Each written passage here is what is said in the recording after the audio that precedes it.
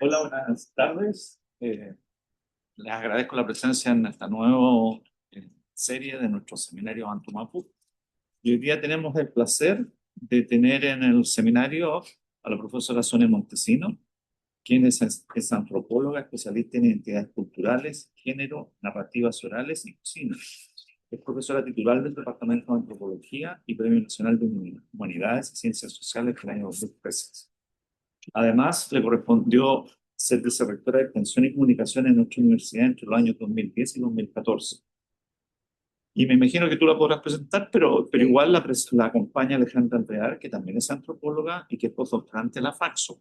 Y la idea es que van a tener como un conversatorio donde vamos a poder ir haciendo las preguntas y lo que estimamos conveniente de acuerdo a lo que va a ser la presentación aquí. Así que Sonia, un placer.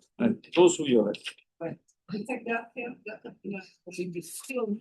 Nos costó llegar a esta ya, pero ya. Bueno, Alejandra trabaja en la cátedra indígena de la Universidad de La Paz.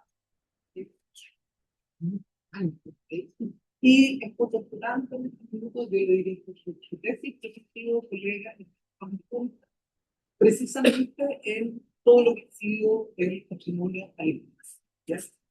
Bueno, esa es una primera pregunta. La otra cosa que es importante, ¿por qué conversar?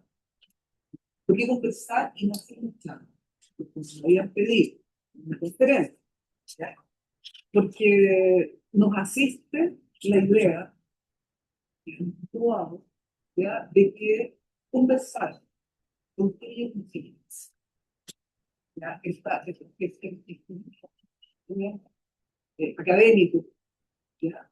De pararnos a hablar, ¿sí? Pero ya de una u otra manera creo que deberíamos empezar a superar, ¿ya? Un conversatorio no necesariamente es menos profundo que más. Cuando digo que construir el conocimiento, digo que una cara así como de qué se trata esto, ¿ya? Se trata de una apuesta, ¿ya? En la cual los saberes se construyen entre todos, ¿ya? Los saberes no son aislados. De hecho, yo sé que en esta conversación que vamos a tener, ustedes van a quedar, bueno, y nosotros tenemos mucho que decir, ¿sí? Mucho. Ustedes, la agronomía, la veterinaria, etcétera, tal, ya, mucho que decir, y no solo mucho que decir, sino mucho que co-construir, ¿sí? Porque la mirada en este momento, una mirada desde la ciencia, ¿sí?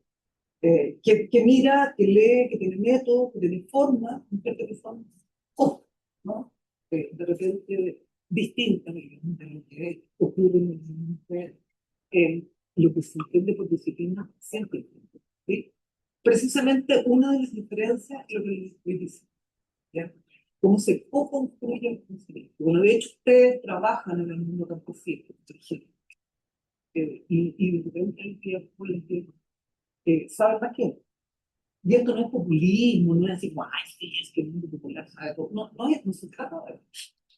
Trata precisamente ya de esto que vamos a hablar, ya que tiene que ver con el patrimonio, ¿sí? Y una primera cosa que nos ha parecido, ¿sabes? Muy importante, es qué es lo que se entiende por patrimonio. ¿Qué entienden ustedes por patrimonio? ¿Qué entienden? Cuando uno dice patrimonio alimentario, Algo de pertenencia, algo de pertenencia local. ya, por un lado pertenencia, sí, pero hay algo sutil cuando hablamos de patrimonio.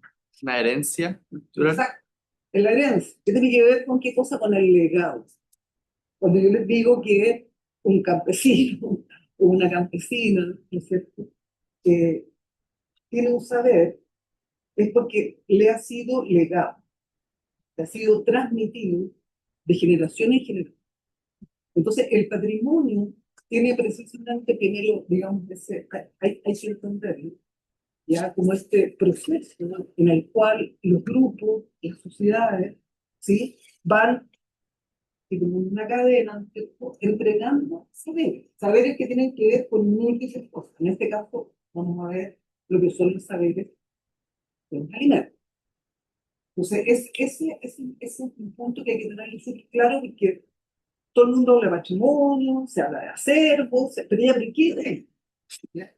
Entonces, esa es una primera vez. Entonces, nosotros desde las ciencias sociales, ¿cierto? Justamente leemos ese legado, ¿ya? Como conocimiento.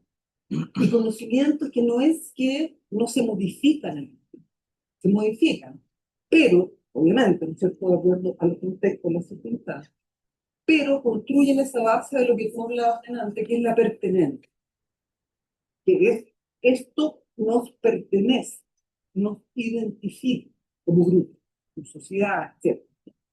Etc. O familia. Las familias se legan cosas, ¿no?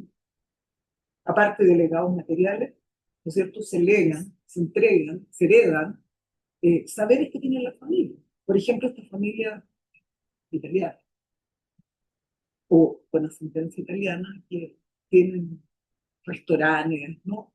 Donde hacen que se les, ¿cierto? Donde se les ha transmitido algo, ¿cierto? Que ellos en la actualidad esto van a entregar a nosotros y a comer, obviamente, ¿ya? Pero hay un saber, y ese saber es el. Bueno, no sé, Ale, podrías tú complementar con patrimonio alimentario para que se entienda. Sí, es importante quizás como, porque los discursos en torno a lo patrimonial han sido diversos y obviamente también sabemos que hoy en día hay una suerte de, también de boom de lo patrimonial, empieza a aparecer en las políticas, en los discursos públicos, en las cuentas públicas, y también aparece en todos los organismos, en todas partes, digamos, empieza a haber una preocupación. Y la mayoría de las veces cuando ustedes hablan de una herencia, de un legado, cuando pensamos en patrimonio, la mayoría de las veces lo atribuimos a algo material, ¿no es cierto? Porque es una asociación bien directa que nosotros hacemos, bien de algo que uno hereda, pero es un bien físico. Y es interesante que en las últimas décadas, sobre todo a partir de los contextos globales, de las guerras también, de la destrucción de los artefactos materiales, de los monumentos, ¿no es cierto? Incluso hoy en día de los rayados que nos ponen en cuestión sobre qué entendemos por lo propio, qué es lo que queremos cuidar, ¿no es cierto? Y empieza a haber toda una discusión donde también van a emergir otras voces, y que justamente las ciencias sociales ha aportado mucho a esa discusión y sobre todo a nivel internacional en los organismos internacionales como la UNESCO, que tiene un área, digamos, que se dedica a la preservación, a la conservación, pero también a dar directrices, ¿no es cierto?, de cómo entender este patrimonio que nos pertenece a todos, pero que también es individual, es familiar, ¿no es cierto?, tiene que ver con cada uno de nosotros. Y ahí es que va a emerger, sobre todo a propósito de los contextos de la globalización y que sabemos esta homogenización que se va a dar en la sociedad. Algunos van a hablar del arrasamiento de las culturas tradicionales, de que empieza una percepción de que hay saberes y conocimientos que se están perdiendo. Que no era una preocupación porque lo importante era que se mantenía la iglesia, ya, bueno, entonces ahí estaba el legado material que permitía legarlo a las próximas generaciones, que todos podamos seguir admirándolo, conociendo la historia a través de eso. Pero a nivel internacional se empiezan a dar cuenta que habían otro tipo de saberes, a propósito de la co-construcción y de dónde salen los saberes, que van a decir, chuta, parece que cuando se muere o empieza a desaparecer una lengua, dicen, bueno, ¿qué se pierde cuando se pierde una lengua? ¿Qué se pierde cuando una tradición campesina desaparece porque tuvieron que dejar, digamos, sus campos, sus formas de vida para ir a la ciudad, porque ya no habían alternativas por los sistemas de desarrollo de que puedan seguir, digamos, en esos territorios? ¿Pasa algo? ¿No pasa algo? Y ahí la noción de patrimonio se va a ir complejizando. Entonces ya no va a ser solamente esto material, sino que va a emerger este concepto del patrimonio inmaterial, que es una división académica, conceptual, muy arbitraria, ¿verdad? Porque obviamente uno podría decir, bueno, ¿cuál es el límite entre algo material y algo inmaterial? Pero que se instala en el discurso. ¿Y por qué hago este pequeño, breve recorrido? Porque justamente cuando empieza la discusión del patrimonio inmaterial, es que también va a emerger la discusión sobre el patrimonio alimentario. ¿Por qué? Porque los alimentos tienen una particularidad que la hace a su vez muy compleja, porque todos comemos, ¿no es cierto? Todos tenemos conocimiento sobre lo alimentario, pero ¿qué huellas dejan los alimentos? ¿Qué pasa cuando nos terminamos un plato?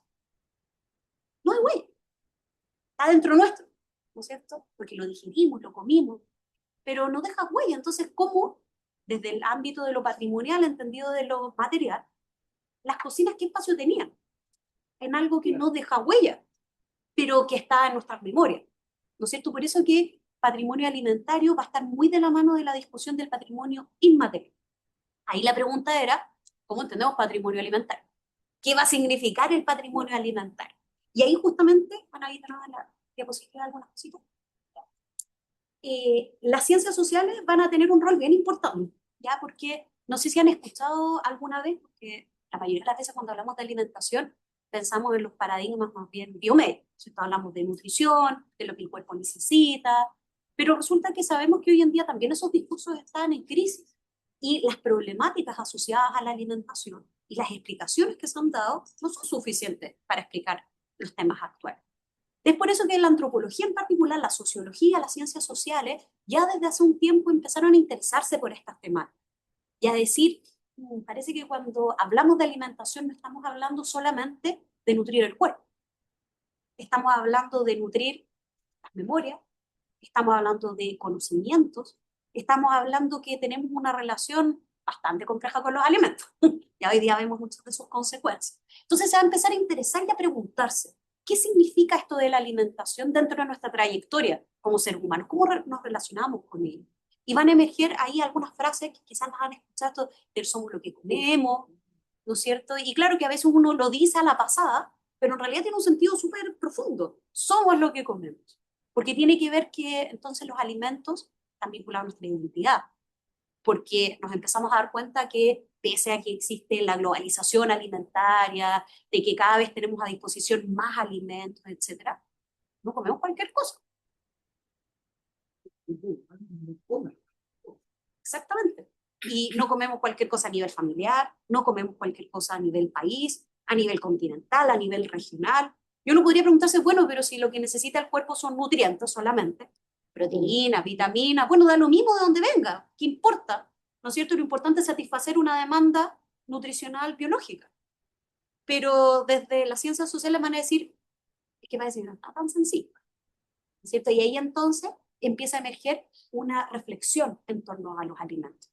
Y cuando se junta con los temas patrimoniales, va a emergir este concepto del patrimonio alimentario. ¿Y cómo entenderlo? Es como el gran desafío. Y de hecho, tampoco hay mucho acuerdo. No solo porque seamos de las ciencias sociales y a veces tenemos definiciones un poco permeables, sino que es discusión cómo entenderlo. ¿Ya? Y ahí hay una apuesta que nosotros también hemos hecho a partir del trabajo de investigación, que les vamos a contar un poco más adelante, de primero entender que cuando hablamos de patrimonio alimentario, no nos referimos solamente al consumo de alimentos, que es lo más usual. Uno habla de comida y piensa en comer, ¿no es cierto? Consumo de alimentos. Algunos van a decir, bueno, tiene que ver con la preparación y el consumo, porque para consumir algo alguien tiene que haberlo preparado, obviamente, ¿no es cierto? Pero hemos elaborado, y se han elaborado desde las ciencias sociales, una idea que se refiere al sistema alimentario. Y el sistema alimentario lo que habla es que para entender nuestra alimentación tenemos que observarla más allá de nuestro consumo y preparación. Porque para que algo sea preparado, primero los alimentos tienen que haber circulado y haber llegado, por ejemplo, a nuestros hogares, la distribución. ¿Cómo se distribuyen los alimentos a nivel global, pero también a nivel local? O para que eso se haya podido distribuir, alguien tuvo que producirlo, recolectarlo, cazarlo, o lo que sea. Es decir, la producción es importante. Y cuando empezamos a hablar de producción, empieza a aparecer el territorio, empiezan a aparecer los sujetos. Entonces, para hablar de alimentación, tenemos que remitirnos a todo eso, desde la producción, desde donde salen los alimentos, cómo se distribuyen para que lleguen a nuestros hogares, cómo se preparan, cómo se consumen, y bueno, también cómo se desechan, que es un gran tema actual, ¿no es cierto? El despilfarro alimentario, ya los temas de reciclaje, porque ahí termina el ciclo, ¿no es cierto?, de los alimentos. Entonces vamos a decir, para comprender el patrimonio alimentario, primero hay que entender la alimentación dentro de un sistema complejo, interrelacionado. Entonces se le agrega más complejidad entonces, ¿no es cierto?, a lo que estamos tratando de entender por patrimonio alimentario. Entonces vamos a decir, bueno, ¿qué es lo patrimonial de este sistema?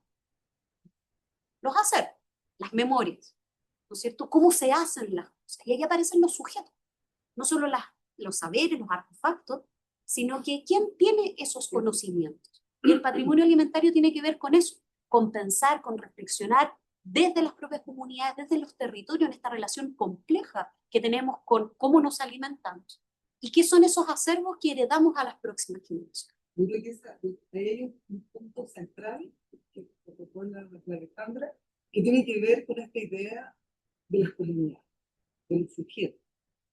O sea, el patrimonio en general y el patrimonio alimentario en particular, sin las comunidades, no existe. Por eso cuando hablábamos al inicio de cómo construimos estos saberes, cómo llegamos a entender un patrimonio, ¿ya? Es a través de las comunidades. Entonces, una de las cosas, por ejemplo, que las convenciones internacionales, a mí me tocó participar de parte del equipo evaluador del patrimonio cultural y inmaterial en la UNESCO. ¿Ya? Entonces, estas discusiones que decía el Alejandro estaban ahí muy presentes, pero uno de los temas claves de la UNESCO era el de las comunidades. ¿Ya? O sea, ¿cómo tú postulas, por ejemplo, a un determinado tipo de cocina? Porque en este caso, bueno, se hace de la coca. Ya, ustedes saben, no sé si han escuchado. Un minuto, ¿no es cierto? Esto de, por ejemplo, la Bayet, ¿no es cierto? Como patrimonio cultural y material de los franceses, pero que es de la humanidad. Sí, ¿cierto? O sea, la Bayet, ¿qué más? Chao, que está en la lista de Querido coñac. claro, claro. Y ya no lo producimos acá. Aquí, pues claro, claro. Prohibieron producirlo por la UNESCO.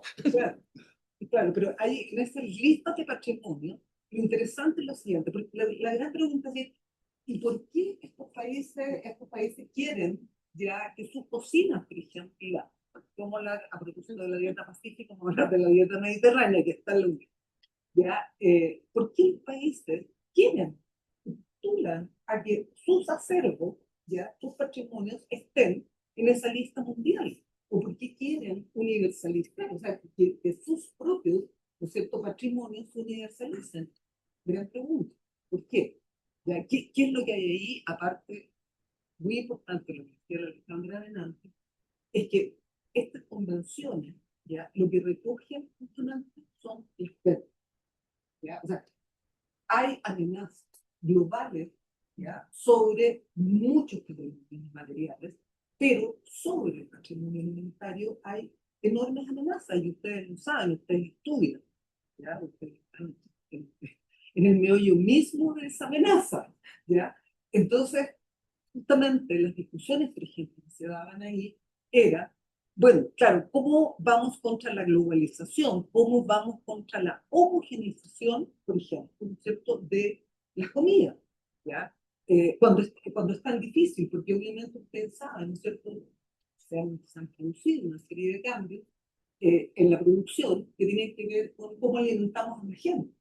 De alimentar a más gente trae otra serie de implicancias. Entonces, como por ejemplo, en ese sistema que habla Alejandra, ¿no es cierto? Que por lo demás también es muy interesante, porque no es cuando hablamos de sistema, estamos hablando también de algo que va cambiando. Nosotros podríamos históricamente estudiar los sistemas alimentarios, por ejemplo, del siglo XVII, ¿sí? Bajo esa misma, digamos, idea. Entonces, yo creo que aquí hay una cuestión que creo que debe quedar súper clara, porque de ahí viene lo que nosotros hacemos, ya que es precisamente aquello que se pierde. Aquello que se pierde y por qué se pierde, ¿sí? ¿Qué elementos hacen, cierto?, que esto se pierda y ahí donde nosotros en la cuarta región de trabajar, lo que se pierde, pero también cómo se hace, cómo hay, se llama, digamos, jerga patrimonial, ya procesos de salvaguarda, que son de las propias, ya, o sea, son las propias comunidades las que han mantenido pese a todo. Por ejemplo, gente que, ustedes saben, guardan semillas, adoran las semillas, que las guarda. Entonces, ese proceso ya de mantener, o sea, estamos frente a una amenaza, a un cambio, pero también estamos, ¿no es cierto?, frente a comunidades que quieren. ¿Ya? No sé si aclaro, quieren hablar, o decir, o Puedes preguntar, comentar ahí. o comentar. Me estaba acordando de algo que comíamos de cabro chico y todos se deben acordar la papa coraila. Por culpa del tizón desapareció y los agrónomos sacaron y lograron variedades nuevas. Pero culturalmente, para mí todavía voy a la feria y ando buscando la papa coraila y no desapareció hace poco. O sea, es parte del patrimonio que se nos desapareció por razones científicas. Claro, pero y ahí hay algo bien importante, porque cuando tú dices, bueno, ¿y qué hay que importa? ¿Cuántas millones de cosas han desaparecido? ¿No? ¿Qué nos pasa? Yo creo que hay un tema que tiene que ver justamente con la pluralidad, la diversidad, ¿ya? Y la riqueza. Cuando perdemos, ¿cierto?, una papa de ese estilo, perdemos un gusto. Y el gusto forma parte de la riqueza. ¿Ya? Y cuando nosotros empobrecemos los gustos, se supone que ocurre, digamos, en este momento, también nos empobrecemos por lo que decía adelante respecto a Alejandra. O sea, cuando hablamos de un fenómeno cultural como es el sistema alimentario, estamos hablando ya de una riqueza plural. ¿Sí? O sea, la papa coray, Tomate limachino.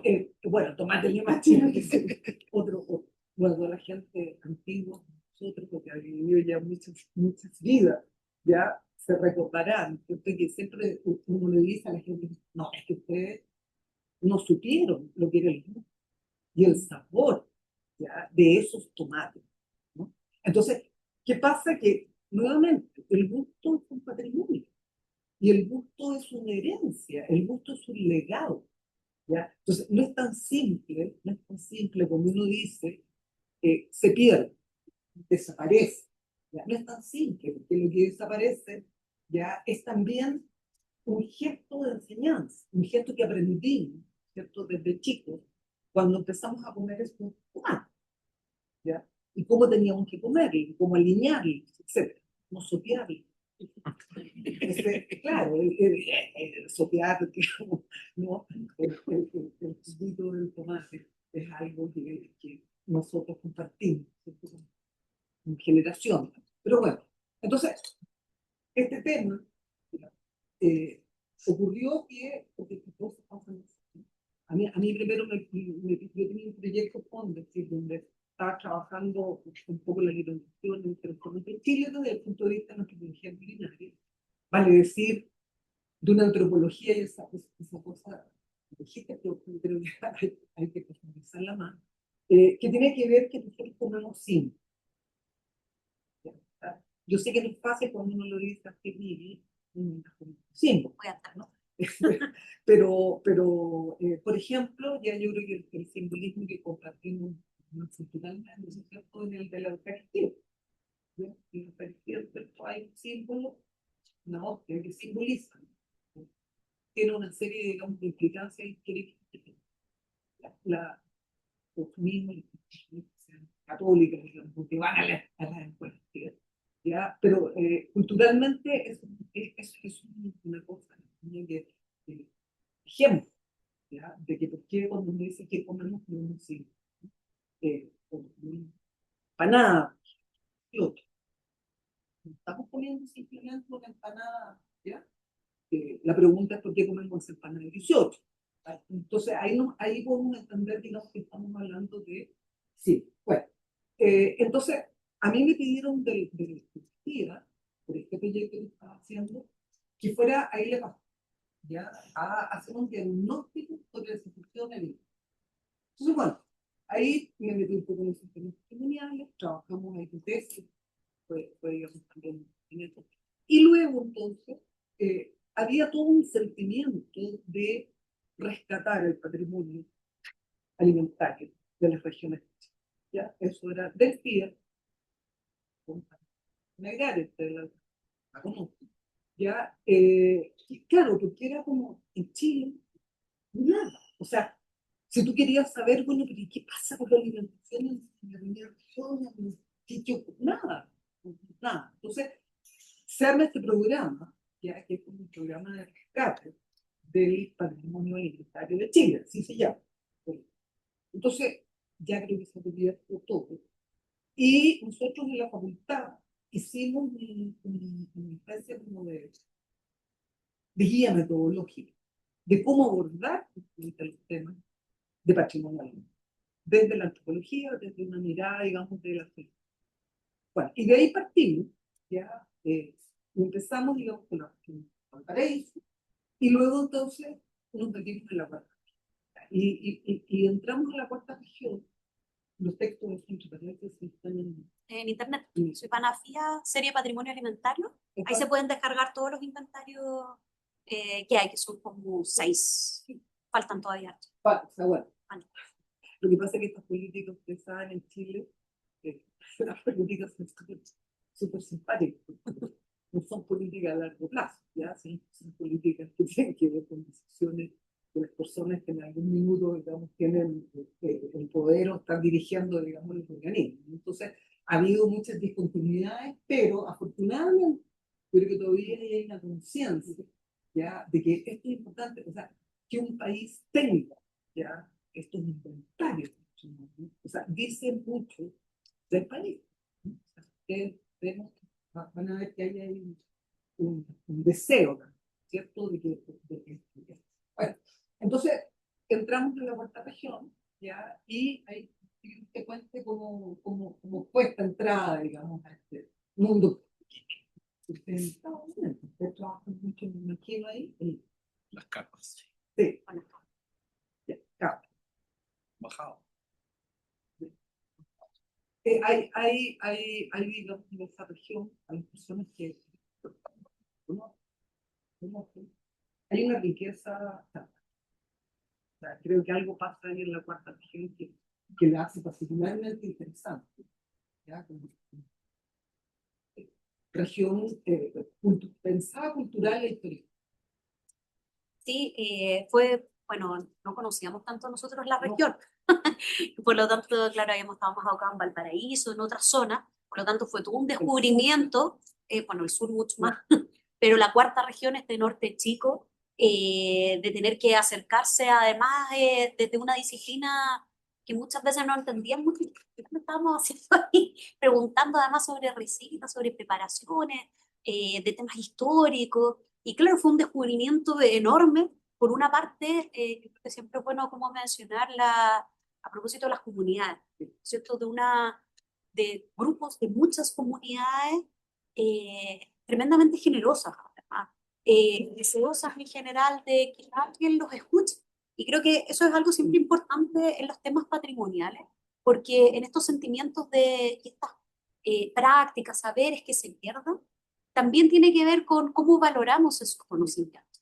Y cuando uno se acerca desde la arista patrimonial a preguntarle a alguien sobre no solamente qué es lo que hace hoy, sino que qué es lo que aprendió, qué es lo que aprendió de sus padres, de sus abuelos, de ese territorio, ahí hay una valoración que es muy, que tiene que ver también con su autoestima, ¿cierto? Y con poner en valor su propia trayectoria.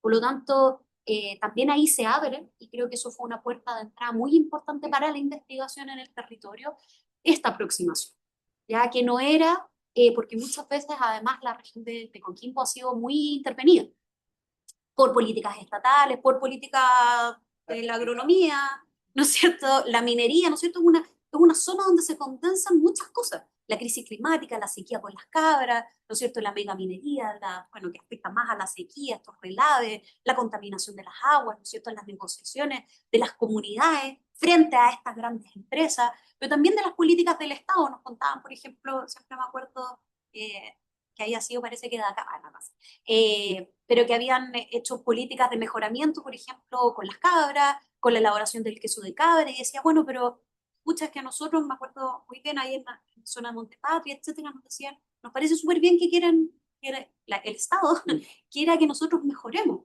pero nunca nos preguntan lo que nosotros sabemos hacer.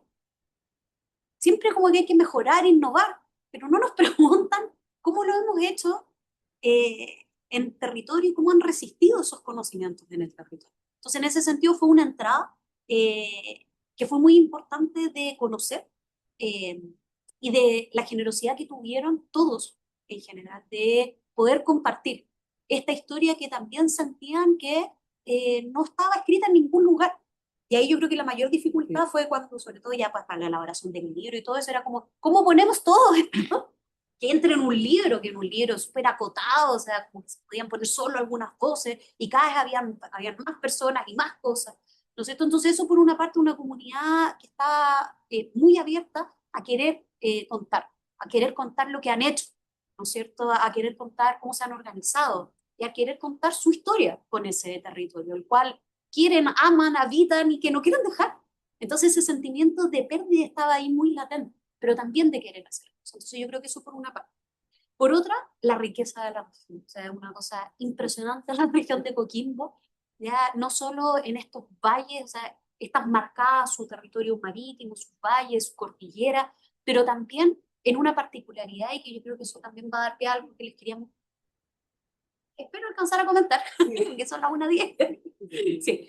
Que tiene que ver con esta riqueza, con esta particularidad que tiene la región de ser la más, sobre todo el Choapan, la zona más angosta de Chile y este tipo de cosas, ¿no es cierto? De ser una historia, yo me acuerdo que nos sorprendimos mucho al conocer, por ejemplo, la historia agraria del territorio, las comunidades agrícolas, como que era algo que uno como que había escuchado alguna vez en historia en el colegio, y estaban ahí, ¿no es cierto? Están ahí las comunidades. Pero de esta diversidad y esta riqueza alimentaria donde todavía perduraban estas prácticas, ¿no es cierto? Donde los crianceros son fundamentales y los crianceros logran sobrevivir pese a todo. Cambian sus estrategias, innovan, ¿no es cierto? Quieren hacer cosas nuevas. No es que eso no esté, no es que quieren conservar siempre todo como siempre ha sido, ¿ya? Como en los valles y la riqueza de todas sus producciones agrícolas, ¿cierto? Desde las frutas, las verduras, pero ese conocimiento profundo que tienen del territorio, del tránsito y obviamente la costa, ¿cierto? Los pescadores, los recolectores, de cómo tienen conocimiento no solo sobre los cambios que han habido en el mar, sino que las técnicas para tener veces las preparaciones, pero nos llamó profundamente la atención y ahí era algo a propósito de esta dieta pacífica, ¿no es cierto? De cómo se producen ciertos intercambios, ¿no es cierto? De cómo esto que solemos estudiar siempre como tan parcelado, entonces este es un ecosistema, esta es otra cosa, esta es otra cosa, como que las cosas no dialogaran, no fluyeran, en esta región todo fluía de mar a cordillera, ¿no es cierto? Históricamente lo ha hecho, y sigue haciéndolo hasta el día de hoy. Entonces se abrió un abanico que yo creo que fue una explosión de información, eh, que la idea era poder seguir trabajando ahí, qué cosas encontraba. Y yo creo que hay una clave también que no la quería dejar pasar, a propósito de que después se va a transformar en este texto, digamos, que tenía que ver con lo patrimonial. Porque muchas veces pasa que uno dice patrimonio y todos piensan como en historia y en el pasado, que sí, tiene que ver con la historia del pasado, pero el patrimonio tiene que ver con el presente y también tiene que ver con el futuro, con qué es lo que queremos preservar. Y aquí uno lo veía, empezando a investigar, estas no son personas que quieran quedarse en el pasado, no es eso. Es que quieren que ese pasado sea reconocido para que siga proyectándose en el futuro, pese a toda la adversidad, pese a todas las crisis climáticas, a todas las empresas que se instalan, pese a que las políticas del Estado muchas veces no ayudan en nada, a las organizaciones, a los temas productivos, pero están ahí. Entonces creo que ahí había una riqueza que fue muy sorprendente y que obviamente no es la única región donde sucede eso, pero es donde hemos podido investigar, digamos que fue como una explosión de información, pero de una riqueza que pocas veces es visto, ¿no es cierto? Y que es valorado y que estos textos también buscan ser un gesto, desde las propias voces, no desde las expertas, no, desde las propias personas. ¿Cuáles son esas historias? ¿Cuáles son esos estados que se quieren seguir transmitiendo? Yo creo que hay una cosa contable, digamos, de estos patrimonios, este proyecto de inventario y el trabajo, han sido bastante internacionales, ¿ya? O sea, hemos contado con la participación de gente experta ya en temas de producción, etcétera, ¿no? nutricionistas. No es solo un delirio, digamos, de la antropóloga, de la antropología que se le ocurre, digamos, meterse sin justamente dialogar también, ¿no? Entonces también fue una experiencia súper interesante, porque era claro, cómo nos entendemos, cómo nos entendemos, por ejemplo, en ese ejemplo del queso cao, ya, ahí teníamos muchas discusiones con gente experta, ya, que nos decía, no, es que el problema es que si esto no hay pasteurización, si no hay esto, si no hay lo otro, la gente se muere, ¿no? Se intoxican. Pero por otra parte, ya estaban estos terceros, la gente que hacía, y que había una contradicción y una tensión ya terrible, digamos, porque yo hemos hecho toda la vida de esta manera, y en realidad las muertes o lo que ha ocurrido no es como que todos los días la gente que come nuestro queso muere, ¿ya? O les pasan Pues está cosas enferma de la guata. claro, se enferman de la guata, ¿ya? Hemos estado durante no sé cuántos siglos ya haciendo esto. Entonces, fuimos a aquilatar tanto, ¿no? La complejidad de lo que es el discurso, por un lado, por la salubridad, ¿no es cierto? La salud pública, etcétera, el discurso de la higiene, ya con este otro discurso que es la práctica, en el fondo, de las comunidades. ¿Ya? Entonces, ¿cómo tú compatibilizas eso? Y nos dimos cuenta que había un problema complicado. Justamente este divorcio es tremendo, ¿ya? Entre los lenguajes, lo que se imponen, ¿ya? Y lo que las comunidades realmente hacen, ¿ya? Y quieren ser, también un poco lo que tú dices, y cómo se proyectan en su futuro. Entonces, ahí encontramos procesos de oye, mucho rato, digamos, ya las diversidades de gente, cómo producen el queso, etcétera, quiénes, cómo, hay también una diversidad, ¿ya? La gente que es atendida por el Estado, en general, están ahí presentes, muy presentes. Entonces, también en esto del patrimonio, están, ¿ya? Porque en el fondo es claro, cómo tú conservas, ¿ya? Cómo preservas, ¿no es cierto? Algo que te están diciendo, no lo hagas. ¿Cómo lo haces? ¿Ya? Y uno ve que la gente sigue haciendo. Entonces, ese conflicto ya es algo que el patrimonio tiene. Cuando sube, Sí, no, sí, por eso la están primera quedando parte. dormidos, están aburridos. Vamos a Ya. avanzar. No. Entonces, ¿Qué encontramos? Ya, ahí va a ya. ir rápidamente. Entramos al Choapa directamente. Sí. Hacer una consulta. Sí, he escuchado mucho la palabra comunidades. Sí. Entonces, ¿hasta qué punto esa palabra comunidades cubre el sistema de tenencia tradicional de la Tierra del Sí. Norte? Porque eso Sí. puede haber ayudado mucho a la conservación de estos saberes. Sí. Entonces, ¿hasta Sí. qué punto es que la palabra comunidad que está reflejando Sí. Bueno, en el estudio? súper buena pregunta, porque en realidad es una pregunta que se hace, digamos, en los estudios patrimoniales en general. Que es lo que yo les decía, la definición, digamos, de patrimonio implica el hecho de que una comunidad o un grupo ya sienta suyo, sienta propio, ¿cierto? Una determinada manera. Entonces, claro, en este caso están las comunidades agrícolas que se mantienen, ahora, con muchas transformaciones adentro. Ustedes saben, los que trabajan ahí, no sé si la comunidad ideal, han pasado muchas transformaciones, muchas cosas, pero esa gente funciona, ¿sí? Funciona como un grupo. Cuando nosotros nos pedimos a comunidades, por ejemplo, ¿ya? Entendemos por comunidad o por cultores, las palabras, ¿no? Cultores, cultoras, ¿ya? Que es el grupo de personas, ¿ya? Que mantiene una determinada tradición. No necesariamente como en las comunidades agrícolas la gente tiene un espacio, un territorio, ¿cierto? Describe cosas muy distintas a lo que ocurre con la comunidad, digamos, nuestra, ¿ya? Pero, ¿ya? Estas personas no funcionan así, pero sí comparten, ¿ya? Un grupo de saberes y de prácticas patrimoniales, y por eso estamos hablando de las comunidades del patrimonio, ¿ya? Hay unas comunidades del patrimonio que son más fáciles, ¿ya? De definir, pero tú quieres, ¿ya? Es un tema. Sobre todo porque en esa zona además hay muchas comunidades funcionales, como comunidad, como una la entendería, personalidad jurídica, todas esas cosas, formales muy antiguas. Es una zona además altamente organizada, las cooperativas, las comunidades agrícolas, los grupos de pesca. Entonces, claro, eso también es algo que favorece probablemente la conservación, la preservación de ciertas prácticas, pese a que sigan estando en riesgo, lo mismo criancero, etcétera. Entonces, claro, ahí también hay una cosa que se conjunta en esa zona de De- alta de organización mucha histórica, digamos ahí. Que también tienen un sistema de tenencia de la tierra, o sea, de herencia de la tierra que es Herencia. particular. Sí, Exactamente. muy particular. De hecho, en la zona de Coquimbo donde está la mayor cantidad de comunidades agrícolas. Y Y en el Toapa donde están están son comunidades, que es una forma de habitar, pero también de heredar la tierra, ¿cierto? Que hoy en día está en crisis también.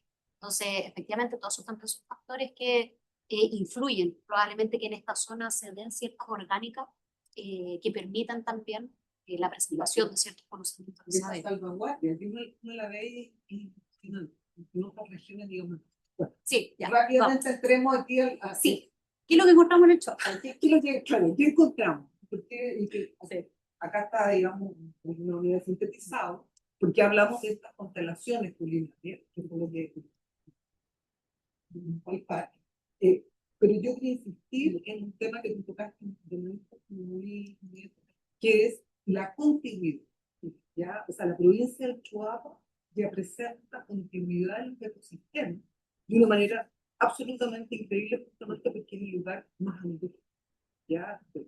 Entonces tú tienes, tú estás, ¿no es cierto?, en la costa, ¿no? Ya, Filo, por ejemplo, y bueno, tú llegas a Puncumén, ¿en cuánto? De una hora, pasaste, ¿no es cierto?, por varios ecosistemas, ¿ya? Que claro, llama la atención, porque ¿qué es lo que ocurre ahí? Eso fue lo importante, digamos, que nos dimos cuenta que tampoco podíamos leer separado, a pesar de saber que han estado ahí, que la cuesta de Cabilolén, ¿no es cierto?, genera una distancia, digamos, ¿ya?, entre lo que es costa, digamos, y valle, pero, no obstante eso, no se pueden entender, ya, si no se entienden en conjunto. Y eso tiene que ver con una cuestión histórica, arqueológica, ¿ya?, de ocupación, de educación y ocupación de ese, ¿ya? Eso lo vimos y eso estaba todavía, funciona. Esa ahí es muy claro, cuando los arqueólogos están fascinados, digamos, ¿no? Cuando encuentran, digamos, estas coincidencias. Bueno, entonces, ¿ya? Sí, Ocupamos el tema importante del paisaje culinario, un concepto, ¿ya? Ese es un concepto, se lo digo rápido, que tú tienes razón. Es importante entenderlo, porque cuando uno lo mira desde el paisaje, cuando ustedes, por ejemplo, llegan a un lugar X, ¿ya?, hay un paisaje, ¿ya? Porque ya sea porque hay boliche, qué sé yo, que donde se vende comida, ya que a veces se una de comida, ¿ya? El paisaje culinario significa que cuando uno mira, ¿ya?, siempre hay una despensa. El paisaje siempre tiene una, ¿ya? Entonces, ese es el... sí. Voy a ir aquí un poco dando los titulares porque quiero Sí. que después hablemos de esta Sí, dieta sí. fácil. Aquí logremos terminar. Entonces, en estos paisajes, en el fondo, obviamente, nosotros los dividimos nuevamente tratando de hacer una síntesis de algo que podrían haber sido 10 libros de información. Entonces, ¿qué es lo que uno observa? Primero, obviamente, este paisaje vinculado al marítimo, ¿cierto?, al vínculo con la costa, a los conocimientos asociados ahí, que nosotros le llamamos la constelación pacífica, o sea, está mostrando ahí, ¿ya? Que tiene que ver con estos sistemas, ya estos sistemas de gustos anclados históricamente en el territorio, vinculados a el consumo de lo que la costa provee, ¿cierto? Tanto de la recolección, es decir, de las algas, por ejemplo, también de los mariscos y los pescados, ¿cierto? Como con una presencia muy importante, con comunidades que siguen muy activas además en ese tipo de producción, ¿no es cierto? Por algo ahí también, para bien o para mal, son conocidas como las de los pescadores, de los locos, digamos, de los viles, que fue la fiebre del loco, etc. Así que a veces para bien o para mal, ¿no es cierto? Pero que hay, digamos, un conocimiento, sí, yo estoy muy orgulloso de haber sacado los locos de Chile. Sí. Eso es un paréntesis nomás que nos dio mucha risa cuando nos contaban, que nos decían que, claro, cuando los pescadores, que la mayoría salieron de los vilos para la fiebre del loco y fueron, por ejemplo, a Chiloé, a los lagos, les decían los tóxicos al grupo, porque por donde pasaban dejan todo muerto, traían todo. ¿Ya? Ahora, estas prácticas, como es chistoso lo del término, no es que ellos no tengan conciencia de que hubo una depredación del loco, ¿ya? Tienen una reflexión a propósito de eso, pero tiene que ver con, claro, con cómo entienden y cómo han sobrevivido hasta el día de hoy y cómo la pesca les ha permitido también que sus hijos se eduquen, etcétera. Entonces, bueno, esta parte, digamos, del maritorio que tiene una impronta muy importante, digamos, en la zona del Choapa. Por otra parte, el valle, ¿no es cierto? El valle fundamental. Hay algunas imágenes, digamos, que nosotros le llamamos esta constelación de la tierra, los granos y los condimentos, justamente porque se aunan este tipo de productos, la relación con el maíz, el trigo, los cultivos, digamos, en esta zona, el poroto, ya la importancia que tiene hasta el día de hoy en un consumo que se hace, o sea, muy importante, varias veces a la semana, porque también sabemos que es de larga, larga data y que sigue muy presente dentro del territorio, ¿no es cierto? Y estos sabores, entonces, asociados a los granos en general, que se sigue traspasando de generación en generación. Hay preparaciones que para nosotros fueron muy llamativas, que no son, eso es importante. Lo del patrimonio alimentario muchas veces se piensa que es algo que hay exclusivamente en un lugar. Eso no es así. Ya las prácticas se repiten, hay cosas similares, pero tiene que ver con la apropiación de ciertas preparaciones, ciertas tradiciones en el territorio.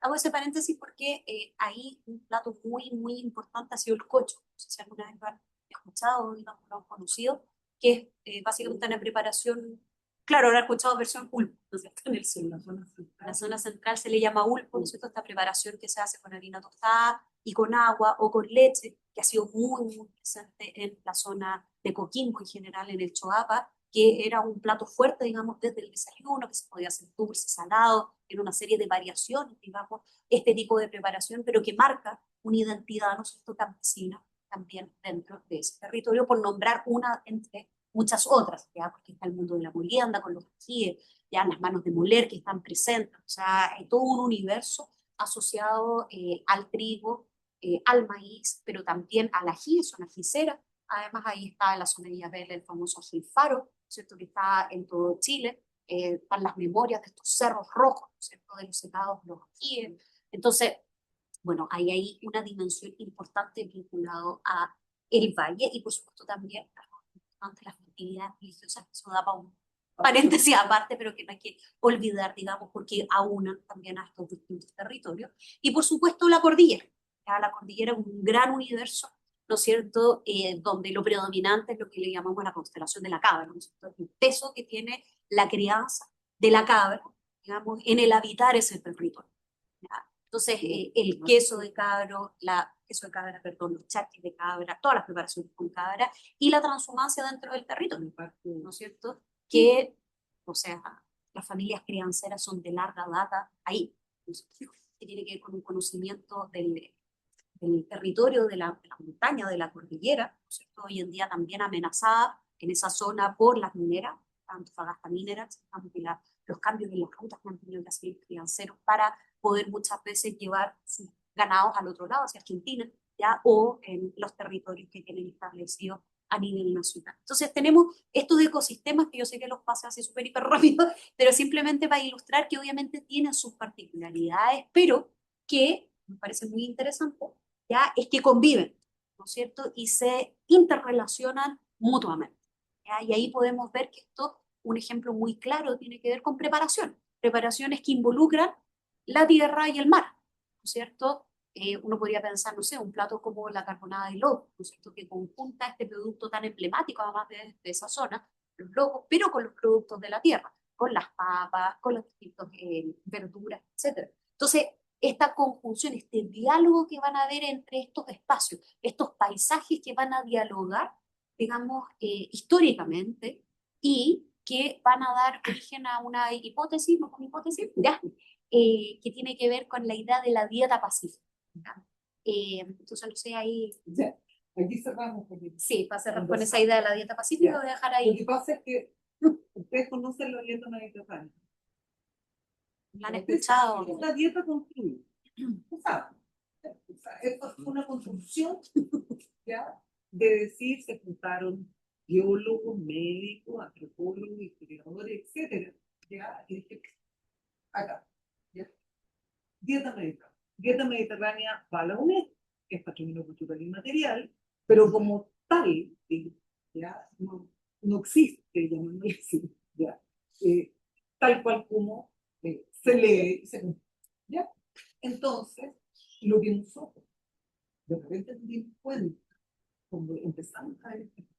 regiones, por ejemplo, porotos con o porotos con chayuyo, ¿sí? ¿Qué onda?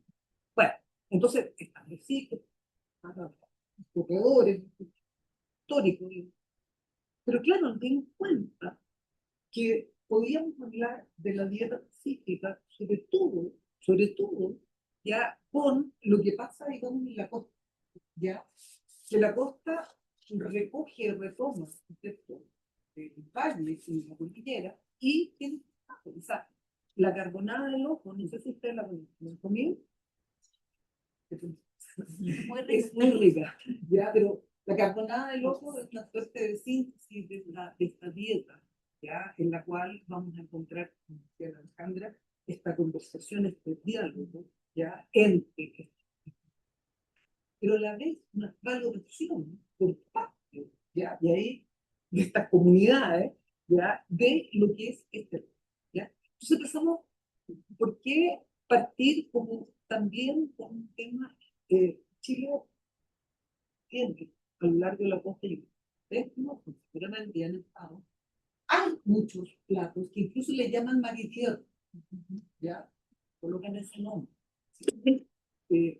¿Por qué la dieta pacífica? Porque tenemos un Pacífico gigante, ya, jugando simbólicamente también con la idea de lo pacífico, ya, una dieta que pacifica, ¿ya? Que compensara, reunir, ¿no? Esto es el sistema, produce esto pacífico. Y por otro lado, empezamos a preguntarle a algunos nutricionistas, oye, ¿y cómo leen ustedes? ¿Ya? O sea, ¿cómo lo leen desde el punto de vista nutricional? Eso es plato completo. ¿Ya? O sea, hay proteínas, hay vegetales, hay un equilibrio, ¿ya? Entre lo que se necesita y lo que se dice, ¿no es cierto?, que es lo bueno para el organismo. Entonces, nosotros empezamos a construir y armar, ¿ya? En este libro, también en el inventario del FIA, ahí ya empezamos a entender, ahí ya en la cuarta región entera, nos empezamos a dar cuenta de que aquí hay esta juntura, aquí está pasando. Entonces, nos aventuramos, ya, así como en la construcción de la dieta mediterránea, no necesariamente para llegar a la UNESCO, obviamente, ¿ya? Pero ¿por qué no empezamos a hablar de nuestra dieta así? ¿Ya? ¿Por qué no empezar a pensar en que muchos de los problemas que tenemos nutricionales, ya ustedes saben, digamos, ya, que se necesitan cambios en hábitos alimenticios? ¿Por qué no retomar desde lo nuestro? ¿Ya? Desde lo que nosotros tenemos, desde lo que es parte justamente de nuestro patrimonio. Entonces empezamos a trabajar y, por ejemplo, esta idea de la dieta pacífica, ojalá también ustedes se entusiasmen, ¿no? Ya que ustedes trabajan, digamos, con parte de esa dieta, ya a empezar a pensar. La idea es un poco eso, ¿no? Es invitar a pensar y a decir, bueno, acá podemos encontrar algo que haga sentido, ¿ya? Que haga sentido, porque muchas veces también imponemos determinado tipo, ¿cierto?, de formas de alimentación sin pensar que tenemos efectivamente un patrón, ¿no? Y sea lo mismo. A pesar de que ya yo esto termine, que me pone en un conflicto muy grande, porque a pesar de tener todos los artísticos, pues tenemos un problema de consumo, ¿ya? De productos humanos. También ahí pasa algo que tenemos que investigar. No obstante, esta conversación que encontramos entre el mar, la costa, el valle y la cordillera, tal vez pueda dar preguntas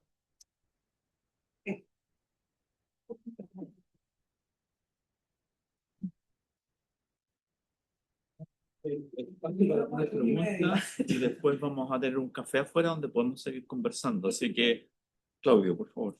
Oye, bueno, primero muchas gracias por la charla. Este formato lo encuentro genial, se me hizo cortísimo, muy entretenido. Probablemente estaría un poco cabeceando si hubiese sido un PowerPoint, así que es lo primero que necesito decir, que buena idea. pero luego me nace la pregunta de cómo uno efectivamente protege este patrimonio, este u otras constelaciones, porque hay una cuestión que es más allá que simplemente la cultura y el gusto y la receta, que tiene un valor.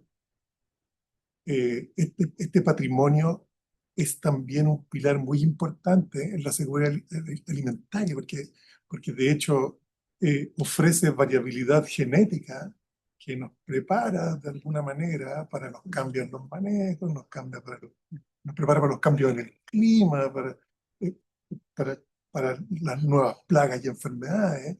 Entonces uno observa que están en peligro. O sea, de hecho, uno va al supermercado y encuentra dos tipos de porotos de Temuco, tres máximo. Uno va al mercado de Temuco y tiene 15. Eh, ¿cómo, cómo- cómo uno logra avanzar metiendo esta cuestión en la cultura, primero del consumidor? Porque yo creo que el consumidor también es muy responsable. Es decir, si nosotros no comemos tomate y lima chino porque los vendedores nos pusieron el otro, digamos. ¿Sí? Entonces, ¿cómo uno logra avanzar como nación en la protección de este patrimonio? Porque tiene un impacto futuro y una disminución de riesgos tan importante. Sí, yo creo que son varios los caminos. Primero, reconocer que sí han habido esfuerzos por parte de Chile de algunas cosas. Lo que pasa es que la mayoría de las veces, que es probablemente parte de las complejidades de abordar el patrimonio alimentario, que también es un tipo de patrimonio altamente político. Porque cuando hablamos de patrimonio alimentario, por ejemplo, esta idea de que son pilares de la seguridad alimentaria, y sin duda lo son, de la seguridad y de la soberanía alimentaria, pero eso choca con modelos de desarrollo y con modos de comprender el cómo se produce, el cómo se comercializa, está cruzado por otras dimensiones que obviamente le agregan más complejidad y que a veces discusiones que se han empezado a dar se frenan, ¿cierto? Porque no queremos hablar del resguardo de las semillas porque en realidad eso nos pone en problemas con las grandes empresas de semilla, no queremos hablar de lo que pasa con las cuotas de la pesca artesanal porque está en duda, entonces la pesca, la gran pesca, etcétera. Entonces, efectivamente es altamente complejo. Más no significa que uno no pueda hacer cosas porque eso no es multinivel. Por ejemplo, el mismo hecho de que hoy día estemos hablando de esto aquí, eso también son avances, porque hay que visibilizar, hay que hablarlo para que justamente los distintos eslabones de la cadena de este sistema alimentario también haya una toma de conciencia, porque no se habla de esto, ¿no es cierto? Salvo cuando ya algo se perdió irremediablemente y ya no hay mucho que hacer. Entonces, un paso obviamente tiene que ver con el diálogo, con la visibilización y que eso pueda empujar entonces a los otros actores y que la misma ciudadanía podamos empujar a los actores correspondientes, políticos, industriales, etcétera, a hablar de estos temas. Porque efectivamente cuando los desafíos futuros, por eso me parece que es muy importante y es muy sintomático cuando hablamos del patrimonio y que el patrimonio como que fuese algo accesorio y el único que tenemos que hablar del patrimonio es del rayado y de que es súper bonito para la historia y va a ponernos en el día del patrimonio. Pero el patrimonio tiene la potencialidad del futuro. Es el futuro.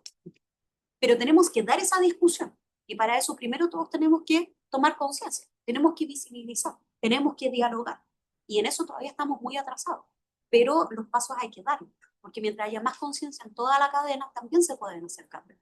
Porque la gracia del patrimonio alimentario, a diferencia de otros tipos de patrimonio y otros bienes culturales, es que todos lo hacemos todos los días. Todos tenemos un patrimonio alimentario. Todos comemos siempre, todos tomamos decisiones alimentarias. Por lo tanto, todos somos actores del patrimonio alimentario. Y esa es una potencialidad que tiene este tipo de patrimonio y no otro. Cuando, por ejemplo, uno dice ya, el consumidor puede cambiar su elección y puede decir, oye, ¿sabes qué? Si quiero empezar a privilegiar otras cosas, empiezo a demandar cosas diferentes. Eso también es importante, porque todos hacemos de esto, todos lo construimos. Y esa es una potencialidad enorme. Entonces yo creo que ahí va una de las líneas posibles. Que se llama Nos comemos el producto.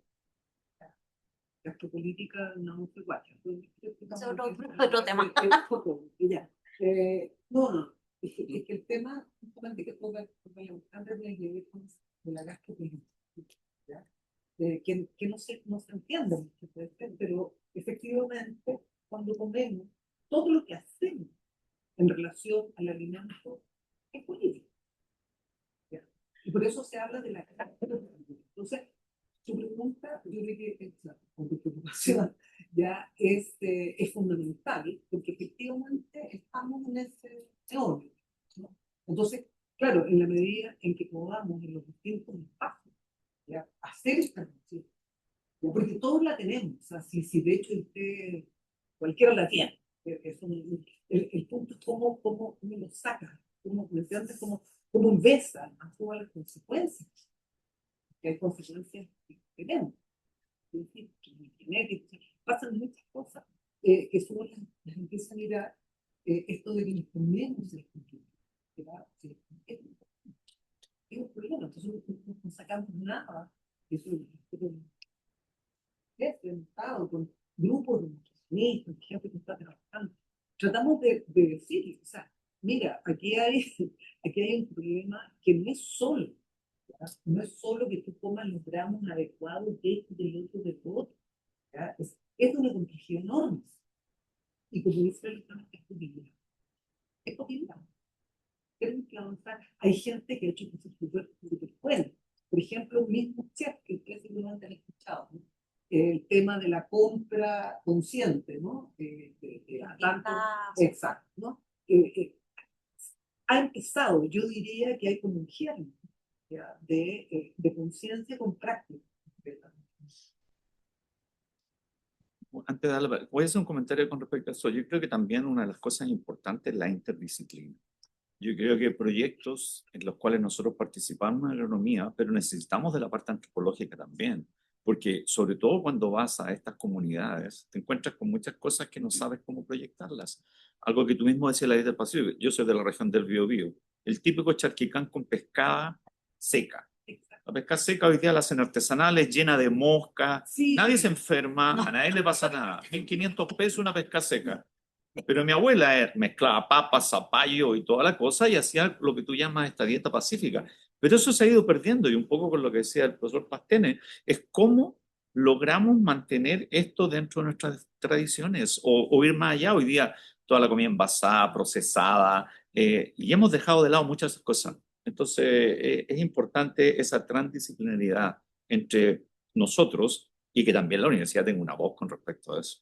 Yo creo que es fundamental, porque no hay, o sea, no hay otra universidad que trabaje en un de los mejores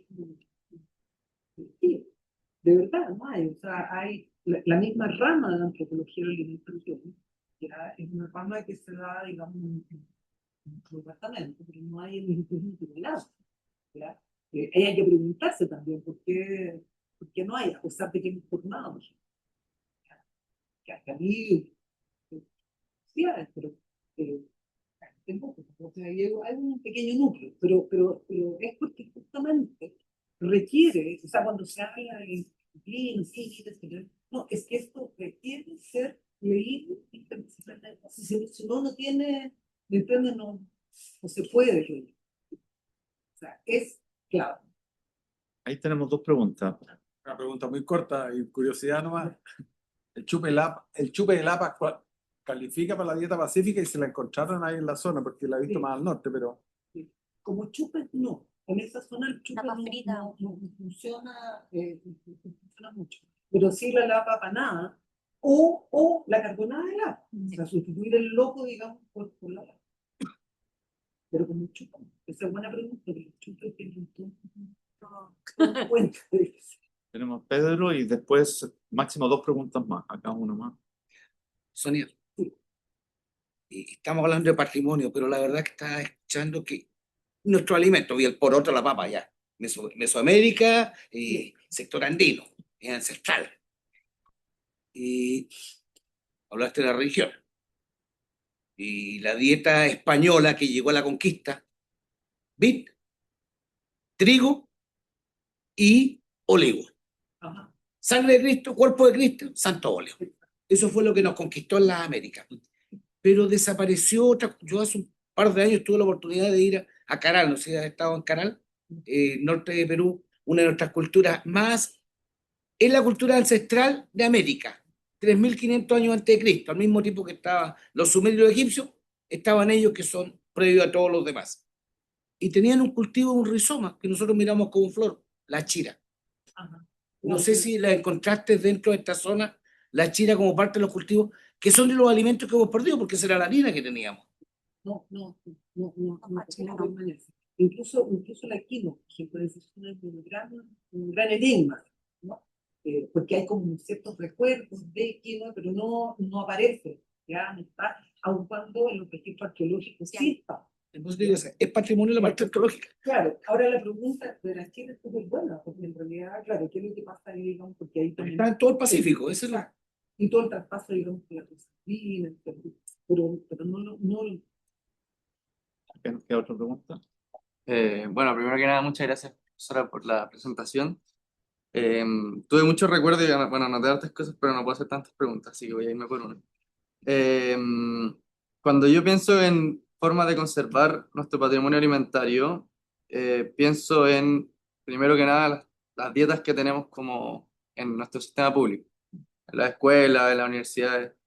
Y ahí, bueno, en conversaciones con personas en Chiloé y en La Serena, siempre destacaban como que en los colegios los estudiantes, bueno, a veces reciben alimentación local o tradicional, pero los mismos jóvenes no se lo comen, entonces, porque en las casas es como que se pierde esa costumbre. Entonces, el Estado deja de querer priorizar ese tipo de alimentos que probablemente también van a tener un costo mayor a lo como homogéneo. Y ahí uno tiene como una necesidad del Estado o de las escuelas de forzar un poquito esa dieta o esa costumbre. Pero claro, escala como a un nivel ya más macro de cuáles son como los lineamientos de Junaep para la alimentación o del menú escolar, etcétera. Pero quizás como a escala ya más local, a nivel de la Universidad de Chile, no sé si ustedes han trabajado o han visto quizás como desde la dimensión de sustentabilidad, si es que existe algún lineamiento de la universidad en sus casinos o en sus menús respecto al patrimonio local o regional. No. Sodexo, Podría plantear. En el fondo, por ejemplo, lo que tú dices es muy cierto, pasa en la FUNAED y es parte como de las problemáticas de que a quién le compete, eso es buena la pregunta, la promoción del patrimonio alimentario. Pero justamente no es solo rol del Estado, y que la FUNAED tiene que hacerlo, ¿verdad? Y la universidad también podría hacerlo, ¿no es cierto? Como dar algunos lineamientos dentro de lo posible, quizá comercio local, digamos, de algunas preparaciones, aunque sea una vez a la semana, probablemente serían relativamente exitosas. Pero también esto pasa dentro de los hogares. Entonces, por eso que es algo cotidiano y es de todos y todas. Y eso es lo complejo, pero también lo interesante del fenómeno, ¿no es cierto? Todos podemos hacerlo. Todos y todas desde nuestras casas también. Claro, pero ahí hay un tema que tocaste que es comentario, ¿no? Que tiene que ver, claro, con lo que dicen las políticas públicas. Nosotros sabemos bastante conceptos. Pero bueno, ya, el tema es que la gente no cocina. Lo que se ha perdido es el saber cocinar. No hay tiempo. Ahora, yo les pregunto, ¿quiénes cocinan? ¿Cuántas veces a la semana? Yo creo que Pero más bien, ¿cuántos cocinan? ¿A qué le llamamos cocinar? ¿A qué le llamamos cocinar? Claro, ¿a qué le llamamos cocinar? O sea, no sé, no sé, por recuerdo con mote, yo creo que no. Claro. El tema es que se cocina, pero lo que está claro y es que es bastante evidente. O sea, ustedes realmente tienen un grupo muy especial. El agro llama. Puro mentiroso. Que hay que toda la comida, digamos, envasada, hecha, etcétera, lo más fácil, porque uno llegaste a las 7 de la tarde y no tienes tiempo. Entonces, yo me pregunto, ¿qué pasaría si en vez de empezar por ejemplo, con este apoyo de meter ciertas dietas que no están, enseñamos a cocinar?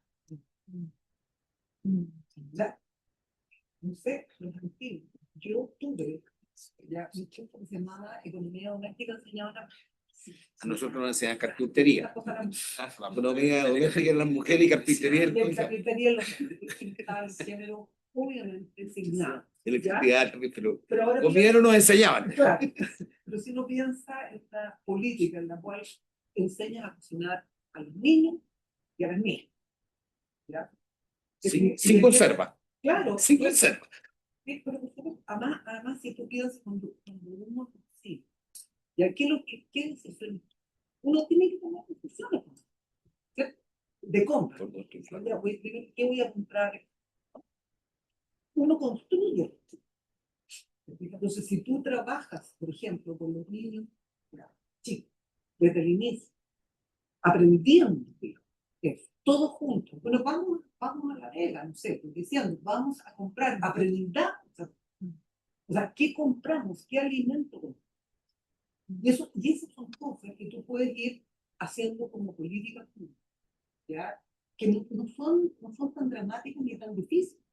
¿Ya? De hecho, muchos países lo hacen. Bueno, chinos lo hacen, o sea, Países europeos lo hacen. es Llaman como cursos de enseñanza los del mundo. ingleses, en inglés, pensaban que son los ingleses, cuando estaban con este rollo espantoso, digamos, de colonización, contratan ¿cómo se llama este chef?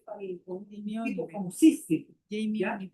Claro, y les enseña, ¿te fijas? Y los jóvenes empiezan a cocinar. Porque claro, cuando hablamos de estos saberes, de estos conocimientos que se transmiten, ¿ya?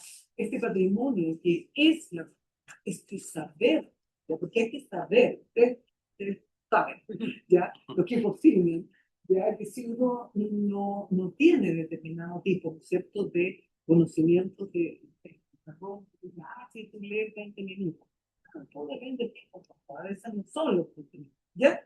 Y entonces, pero ¿cómo se la receta? ¿Ah? Pero, ¿cómo se prepara? Entonces, si nosotros empezáramos desde eso, ¿no?, desde esta enseñanza, creo que también pasarían cosas dentro de la casa, ¿ya? O sea, porque los niños y los jóvenes tendrían una práctica con la cual negociar, hacer gastropolítica en su propio hogar, ¿ya? Entonces, por ahí es muy interesante. De hecho, se sabe que los niños pueden modificar hábitos alimentarios dentro de los hogares. Se ve en otros ámbitos, el reciclaje, etcétera, por ejemplo, ha aumentado porque los niños lo llevan a las casas. Entonces, los niños son un motor de cambio que son fundamentales y que se podrían hacer políticas específicas con ellos. Pero también involucra que haya una preocupación sobre el tema. Probablemente en Chile uno de los temas complicados sería, o otro más de los temas complicados, ¿ya?, es que muchas veces los niños también, uno, no conocen su entorno, están súper aislados y no conocen qué tipo de cocinas hay. Y por otra parte, a veces también se avergüenzan de esa historia. Bueno, Porque los padres le han enseñado que entonces el hecho de comer porotos todos los días no es algo que ellos quieran reivindicar. El hecho de comer a veces comidas asociadas a la pobreza, a la escasez, entonces también está esa dimensión, que a veces los niños quieren comer, pero te da vergüenza reconocer que eso tiene un valor, que no está solamente asignado por esta idea de que los alimentos son símbolos. Entonces tenemos que avanzar en varios frentes, porque si tú no valoras ese plato, no solo lo nutricional, etcétera, es que más bien en tu familia te han enseñado que es algo que hay que ocultar, que nos pasaba con el plato del cocho, claro, porque es de pobre, porque es de campesino, porque no es lo que quieres mostrar. También ahí hay una complicación extra en poner en valor el patrimonio alimentario. Entonces también hay que avanzar en ese frente. Bueno, en honor a la hora, vamos a llegar hasta acá. Cualquier pregunta que haya, conversémosla en el café.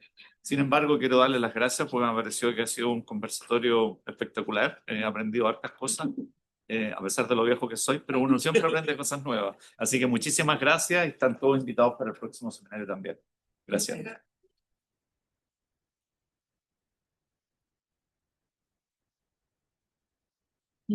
Los estudiantes que vinieron me dan sus nombres porque el curso no está funcionando todavía. Desde los móviles. Están en el oye, momento, no aquí se hay vaya. Emilio que va a hacer algo. Queremos hacer trajimos no mucho, muchos libros, pero queríamos, no sé, hacer como Biblioteca tiene uno, fue lo primero que nos entregó. O sea, el libro va a quedar en la biblioteca, pero también, por si acaso, el libro está en digital, gratuito. También les podemos mandar el enlace si quieren. ¿Dónde está? En la página rectángulos.de.agua.cl. Rectángulos de agua. Sí, podemos mandar con Emilio y lo pueden descargar gratuitamente. No alcancé a decirlo, pero uno de los... Pueden ir ahí. La aerolínea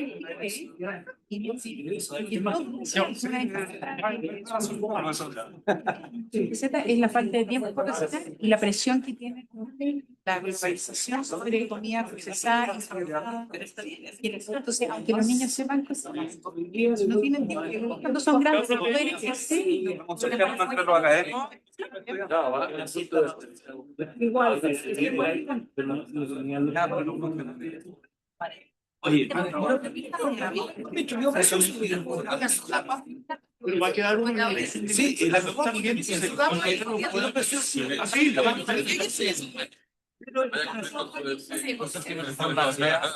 se le dice.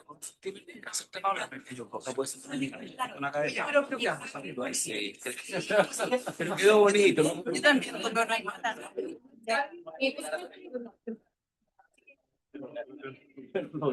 Muchas gracias. súper interesante. Bueno, Digo que resonó mucho aquí. yo Muchas gracias. Sí, pues, Sonia, Sonia te quiero presentar a Marco Pfeiffer. ¿Te acuerdas de él cuando hicimos un patrimonio?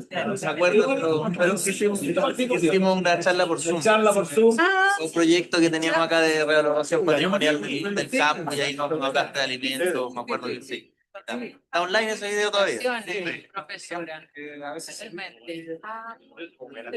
Sí, pero sí escucharon. Gracias,